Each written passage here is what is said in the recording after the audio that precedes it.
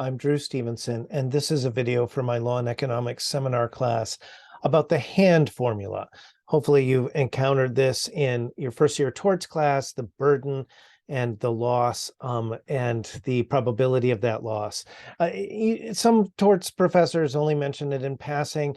You may have remember vaguely a case called Carroll Towing, and there was about a shipwreck and whether they could have taken precautions in order to avoid this boat accident. And the judge in the case was named Learned Hand, and he introduced a formula that has come to be known as the hand formula. This is very important in law and economics. And the other thing I want to say at the outset is that if the kind of main argument, I think, for talking about and using the hand formula is that it's an objective criteria for deciding what the duty of care should have been, whether the defendant in a case even had a duty, instead of relying on just sort of feelings or sentimental arguments like, oh, look at the poor victim. We feel bad for them. Somebody should have to pay. Or an unsympathetic defendant in a case. We have sort of an objective way to draw the line about what, say, the reasonable person would have done, or what was an appropriate duty of caution or taking precautions. Also, keep in mind that I would not recommend that you talk about the hand formula using that term to a jury or a judge. The jury will have no idea what you're talking about, and you're just trying to show off that you learned some big words as a law student. Instead, though, you should probably take the concepts from the hand formula and use those to theorize or frame your case. In other words, the jury does want to hear, how hard would it have been for the defendant to prevent this accident? How much would it have cost? That's a very reasonable question, and something that you should think about that a lot of lawyers wouldn't think about if they didn't have something sort of as an analytical tool like the hand formula. So let's go through the elements here just to review in case you've forgotten. B is for burden. Then by burden, we mean the cost of reducing the number of accidents or mishaps. Notice I didn't say prevent, because maybe it might be worth taking safety precautions, even if we can't guarantee that no accident will ever occur, if we are significantly reducing the chances of an accident or the severity of accidents. So maybe accidents are still going to occur, but because of our safety precautions, like let's say we trained everybody in CPR, we're pretty sure nobody's going to die. So let's say we've reduced the severity of the accidents, and all of that costs something for the tortfeasor, the defendant, let's say, in order to avoid being a tortfeasor, and that's the burden. L is for the loss that's suffered by the injured party. Note that this could be your medical bills, it could be lost wages, it could be lost life functioning and life experience, or in the most extreme case, the loss of life. It could also be financial losses, straight up property loss or lost investments. P is for the probability that this would occur. Not all accidents are equally likely to occur. You've probably heard your whole life that you are much more likely to be killed in a car accident than in a plane crash. But some people, a lot more people are afraid of flying because they're just not used to it than are afraid of driving. And so P is important when we talk about the likelihood of something happening. It's common in our society for people to have overblown fears of being hurt in a terrorist attack or a mass shooting or something like that. Now, those are terrible, and we should certainly take reasonable measures to prevent them from happening. But the fact is, there are other terrible things that are much more likely to happen to you. Okay, so let's unpack each one of these. I want to talk about them in turn. First, we're going to talk about the burden. So the burden can take some familiar forms like safety protocols for workers. In other words, simple training of workers in how to respond to an emergency. If you ever worked in a science lab or took lab courses, in college, they may have kind of trained you a little bit in what to do if somebody gets chemicals in their eyes or something like that, where the eye wash station is. Safety protocols, if you have flown on an airplane, you know that they want you to take out the safety instructions and learn where the emergency exits are on the plane and so forth. We could be talking about safety equipment. And so this could be seatbelts or guardrails or hard hats or better lighting or having security guards around or locks on the doors and gates, proper ventilation so people don't inhale noxious chemicals. Having fire extinguishers on the premises and so forth. And so now all of those cost something, right? So fire extinguishers are not free. Locks, effective locks are not free. So each one of those things, somebody has to pay for it. Warnings. Now warnings are fairly cheap, like just putting up a sign. But it's sometimes a warning is what you really need, and maybe you needed better warnings or more signage or things like that to warn people to be careful. And so sometimes the burden that we're talking about, what would have prevented the accident, would have been better warnings. This comes up a lot in medical malpractice cases, and pharmaceuticals and things like that, whether patients were on notice of the risks.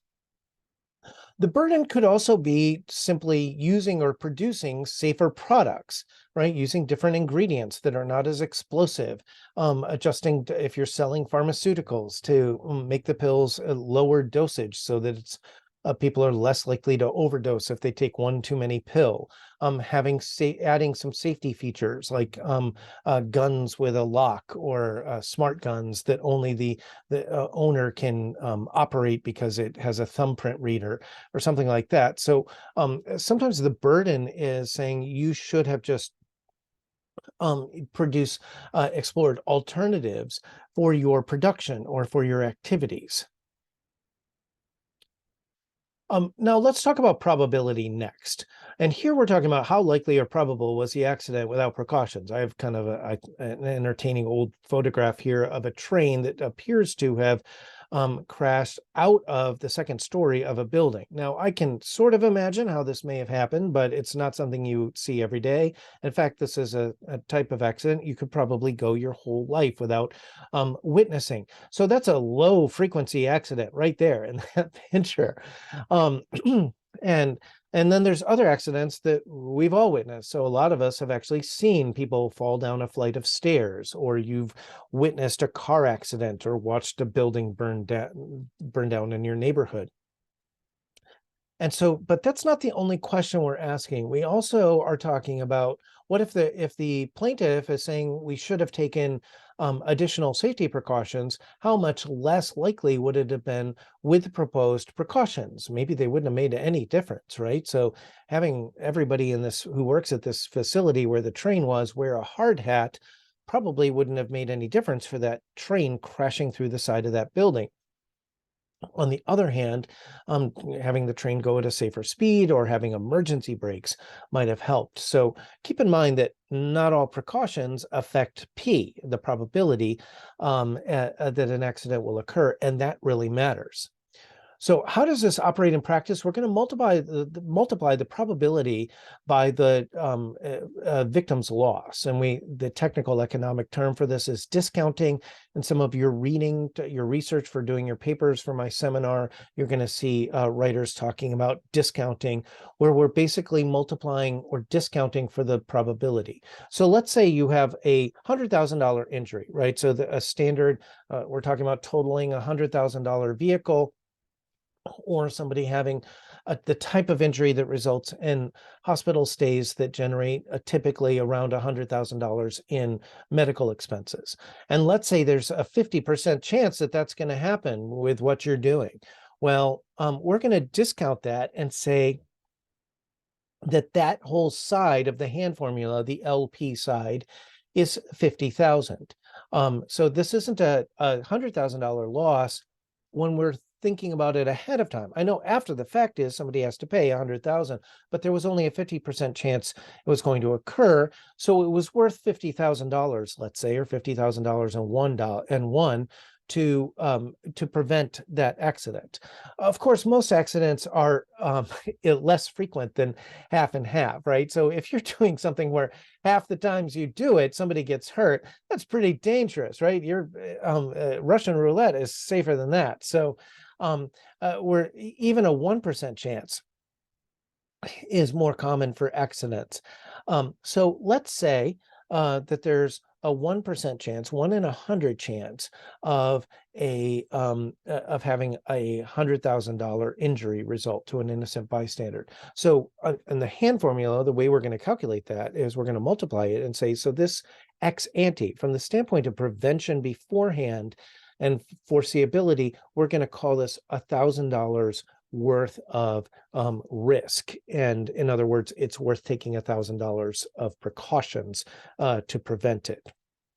And keep in mind that a lot of accident risks are far less than that. On the other hand, to give an example of how much is too little, the FDA, the Food and Drug Administration, for many years worked with a 1 in a million de minimis threshold. So risks lower than 1 in a million, they considered de minimis and not worth regulating. What about the losses? Well, this is a little more, I think, familiar to students and even to non-lawyers. We could be talking about medical costs, the cost of your medical care, your bills. We could also be talking about permanent injury or death, right? And so I could do a whole lecture about how do we assess the value of a life in a wrongful death action.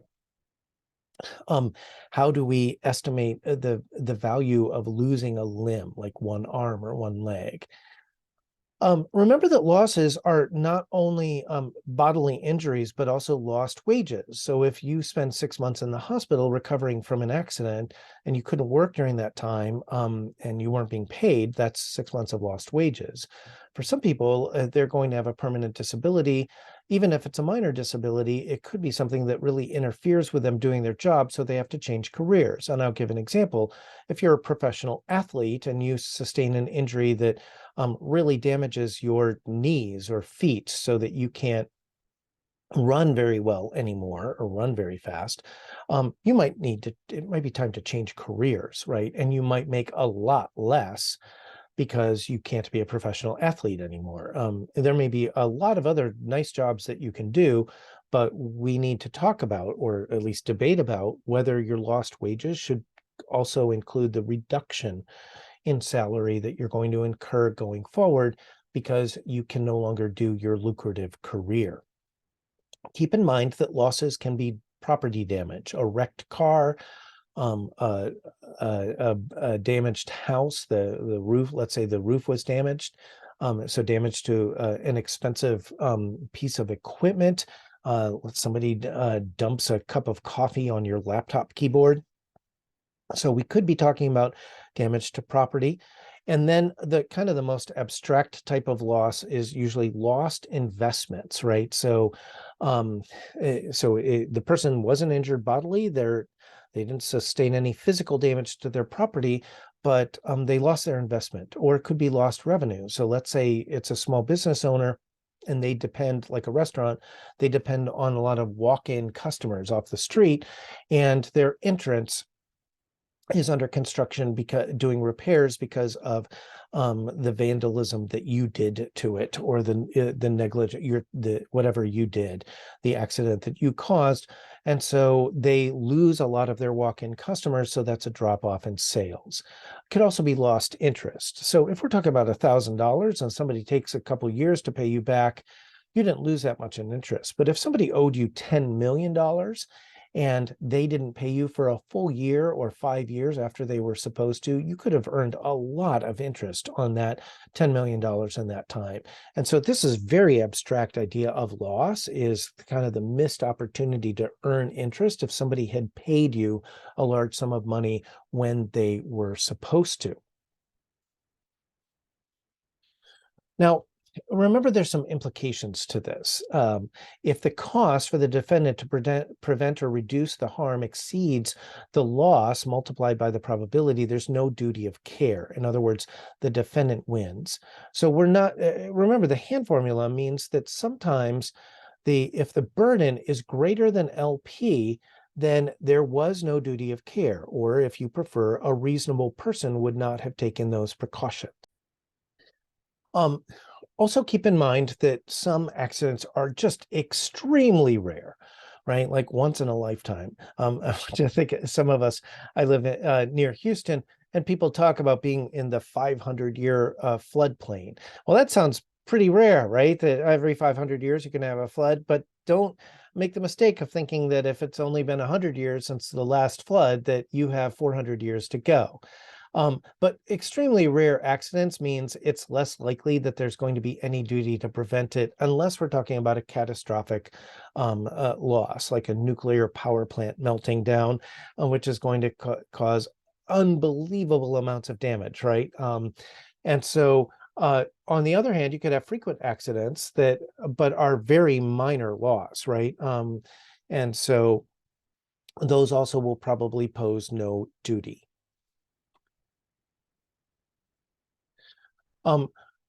Remember that if the precautions are very low cost, so they're merely a minor inconvenience to prevent some sort of serious harm, that's likely to mean that there is a duty of care. So, for example, 100 years ago, a lot of surgeons didn't bother washing their hands between doing surgeries on different patients, or dentists didn't bother washing their hands between sticking their hands in the mouths of different people. Well, that's a pretty small thing to ask, I think, of your dentist or your surgeon to wash their hands before they stick their hands inside of you. And so that's a low cost precaution that can avoid a serious infection. I think there's a duty to wash your hands before you start cutting into people or stick your hands in my mouth as an orthodontist or something like that. Now, also keep in mind, we have some issues with the hand formula. Sometimes probability is very hard to determine or quantify. And this is particularly true for low frequency events, right? And so, so if you talk about something that happens once in a century, that type of extremely rare accident, it's actually harder to quantify that than something that happens every day, like a fender bender in a parking lot, where that happens so frequently that we can really do a lot of statistical research and know exactly how often it happens and how likely it is. So keep in mind that the less frequent an accident is, or the more improbable it is, the harder it is for us to actually know exactly how probable it is to quantify that. Also, keep in mind, and I have a separate video on this, that there's a diminishing marginal value or benefit to safety precautions. So if you are already being very safe, you've taken 20 different precautions, the question is taking 21 precautions really that much safer than taking 20? At some point, you're not really getting any additional safety benefits or accident reduction for taking one more, adding one, let's say one more step in safety procedures or double checking things, or wearing one more layer of gloves or something like that. And so, or having a fancier face mask. At some point, we've kind of hit a plateau in how much difference we can make with safety precautions. Remember that when we talk about the hand formula and torts in general, that there are information asymmetries. The defendant has the best information about precautions, what precautions they actually really did take and how negligent they were, or what they could have done. And so we can try to reconstruct that if we're the plaintiffs and say, hey, you knew about this and you knew about this, you had been warned that other people were injured, and so forth. But what we really don't have is a way to read people's minds in a time machine and go back and see what they knew. In other words, we don't always know, or there's no way for anyone except the defendant to know what they were really thinking or how careless they were being. And on the other hand, on the plaintiff side, we don't know how careless the plaintiff was about their contributory negligence. Again, we can make a lot of inferences from what happened and when we think that they were on notice that harms were going to happen and that they could have changed their behavior or turned around and gone the other way or something like that. but we don't really know what was inside the person's head, typically in hindsight. Also, the plaintiff has the best information about the true extent of the harm suffered. Now, they can try to document it and write with their medical bills, the receipts are the receipts. But in terms of how much pain they actually feel on any given day, or how it's really affected their life, um, they have private information that the rest of us can only make inferences about.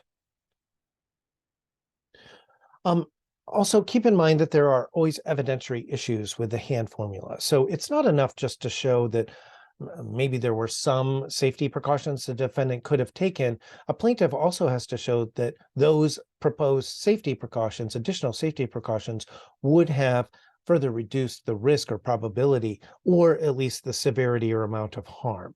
And that concludes my kind of overview lecture of the hand formula.